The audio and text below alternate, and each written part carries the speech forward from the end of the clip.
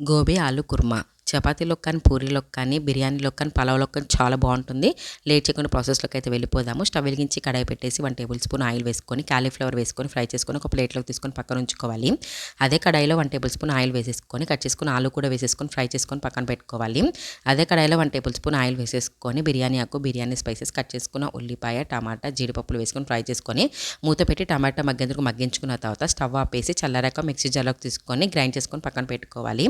అదే కడాయిలో 2 table spoon oil add చేసేసుకొని జీలకర్ర గ్రైండ్ చేసుకున్న పేస్ట్ వేసుకొని ఒకసారి కలుపుకున్న తర్వాత 1 టేబుల్ స్పూన్ అల్లం వెల్లుల్లి పేస్ట్ వేసుకొని పచ్చివాసన పోయేందుకు బాగా కలుపుకోవాలి. ఇప్పుడు కర్రీకి తగినంత ఉప్పు, కారం, పసుపు, ధనియాల పొడి వేసేసుకొని బాగా కలిపేసుకున్న తర్వాత 1/2 గ్లాస్ వాటర్ వేసేసుకొని గ్రేవీ మరుగుతున్నప్పుడు ఫ్రై చేసుకున్న గోబీ ఆలు కూడా వేసేసుకొని మూత పెట్టేసి ఒక 2 మినిట్స్ మగ్గించుకొని మూత తీసేసి కొత్తిమీరతో గార్నిష్ చేసుకుంటే ఎంతో టేస్టీగా ఉండే గోబీ ఆలు కుర్మా అయితే రెడీ అయిపోయిందండి. చాలా బాగుంటుంది. మీరు కూడా ట్రై చేసి ఎలా వచ్చిందో కామెంట్లో చెప్పండి. బాయ్.